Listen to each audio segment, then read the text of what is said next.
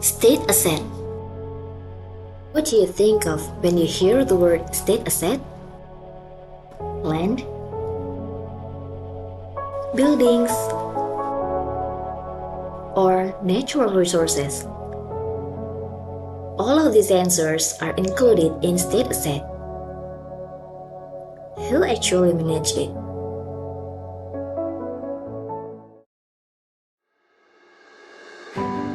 Our state assets are managed by the Directorate General of State Assets Management, which is a first echelon unit under the Ministry of Finance. The Directorate General of State Assets Management has several second echelon units, and one of them is the Directorate of Valuation.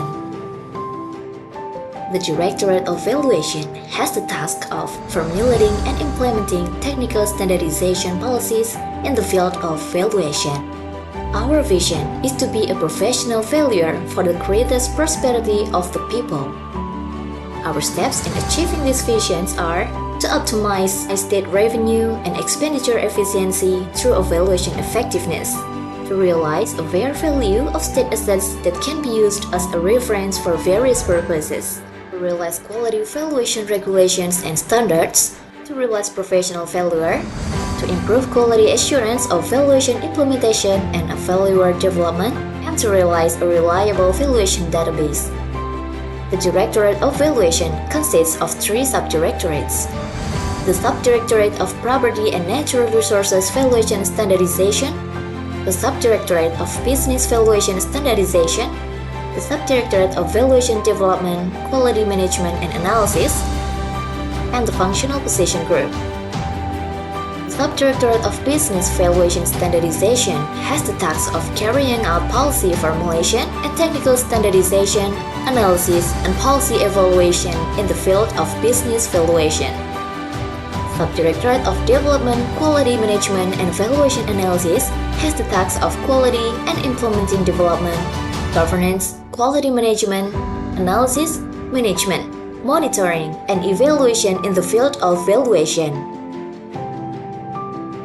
Subdirectorate of Property and Natural Resources Valuation Standardization has the duty and authority to carry out the preparation of policy formulation and technical standardization, analysis, and evaluation of policies in the field of property and natural resources valuation.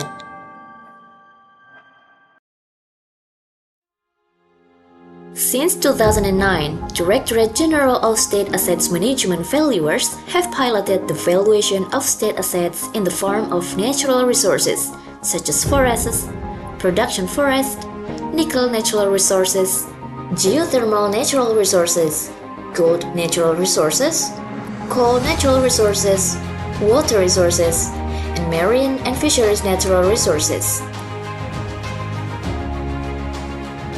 Gunung Gede Pangrango National Park in 2009, Sebangau National Park in 2011, Mount Rinjani National Park in 2014, Take Plants Forest Management Unit Ngawi in 2018, 9 nickel mining unit areas in 2021, Citarum Hulu, Cisanti Watershed, and Citarum Cilangkap Watershed in 2019, the Thousand Island National Park in 2015, the Raja Ampat Island and the West Wago Island in 2022.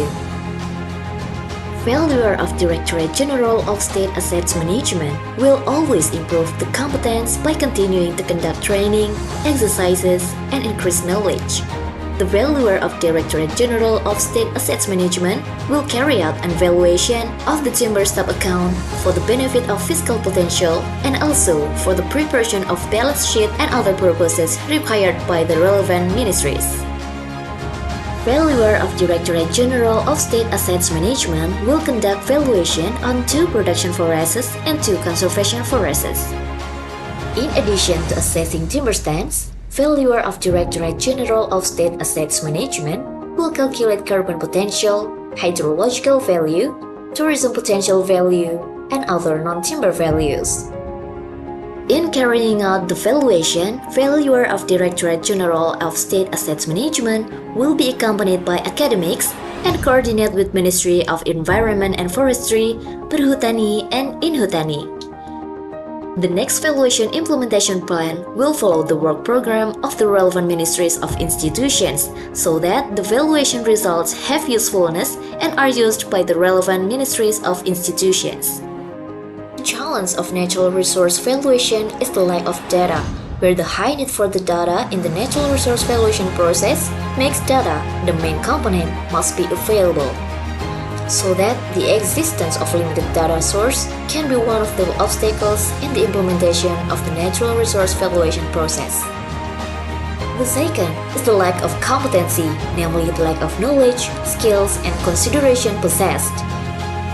The third is the lack of mandatory, namely there is no direct order to conduct natural resource valuation. And the last is the lack of synergy, namely there are still ego-sectoral and the valuation methods used are different.